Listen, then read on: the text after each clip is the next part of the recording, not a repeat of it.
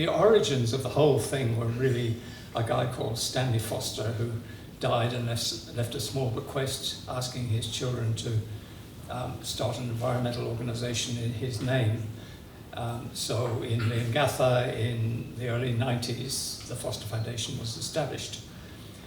And we started off by doing a bit of tree planting with, especially particularly in the Leongatha area, all the farmers had been paid to chop down the trees originally, and now they're being paid to put all the trees back in again. So we were training the school kids, the local school kids, to do plantings, and we were puddling along doing 100 trees here and 100 trees there, and thinking we were saving the world. And also thinking that because we were saving the world, that all the local businesses should support us and give us money to pay the rent and pay the lease on the photocopier and all of those sort of important things. And after a while, we sort of decided, a year or two, we sort of decided this wasn't working. We weren't able to do the sort of big stuff we wanted to do. We weren't sure what that was, but we wanted to do it.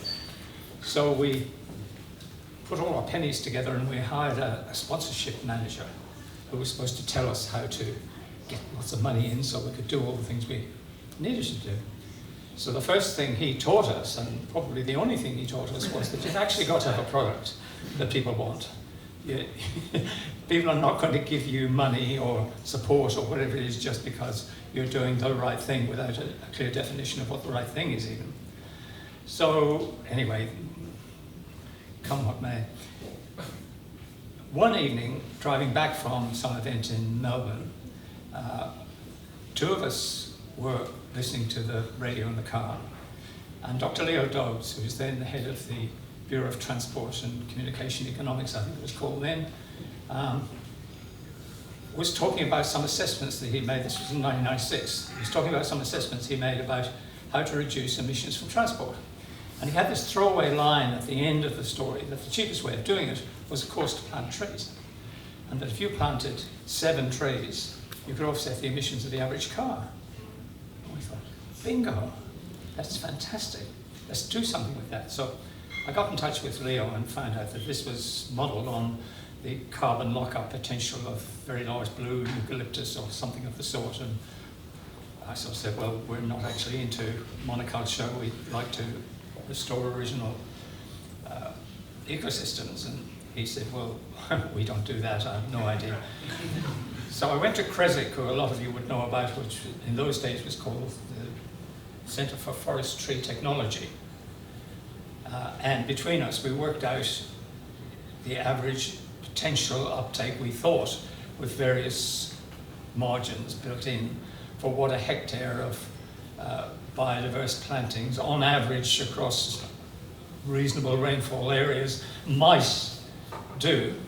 And we came up with the idea and converted that back on the basis that within that 250 tonnes per hectare, how many stems would there be? And there might be 1,000 stems in there, so therefore it comes back to if the average car put out 4.3 tonnes, therefore you needed 17 trees. So that was sort of where the model came from. We then went to CSIRO and said, look, we've got this wobbly sort of model, nobody seems to have done it anywhere, we can't find anything else about it.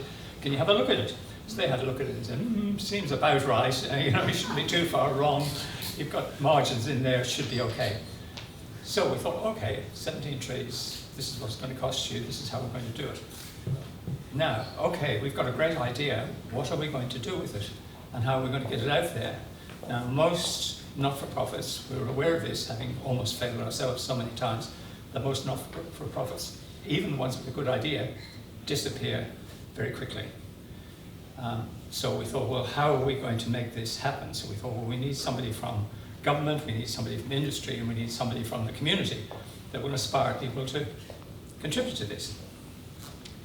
So we got Brian Robinson, Dr. Brian Robinson, who was then chair of the EPA, who a number of you would have known in his day. Good old Irishman, you know they're great. And Brian was very supportive from the word go.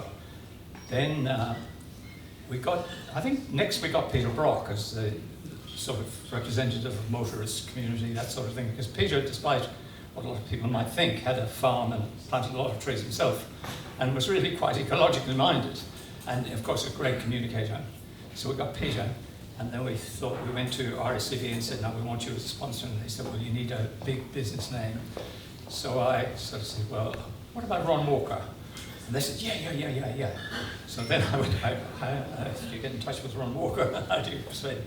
But anyway, long story short, we managed to get in touch with him, and he said, okay, I'll be a patron or whatever you want, and we'll do that. And that brought RSCV in. So we sort of built the base model, and out of that we then got the thing launched with Peter Brock driving Jeff Kinnett onto a stage in an open Commodore, and blah, blah, blah. Great, hoo-ha, rah, rah, rah, rah.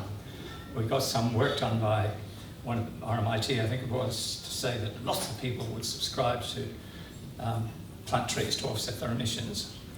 It didn't quite happen that way, and we nearly went broke several times, but eventually. I'm sure a lot of people have heard that story too. So what we launched was the first biological offset program for emissions, I believe, in the world. We haven't seen one that predated it. And I guess the sole purpose of it was not specifically to reduce net emissions from motor cars, but it was to put trees in the ground to restore ecosystems. And that's what you guys have been doing. And I want to congratulate you all. I want to congratulate Wayne and the team for what you've picked up and carried on. It's lovely to feel and to hear that over 9 million trees have been planted as a result of that interview with Leo Dodds 21 years ago. So congratulations to you all.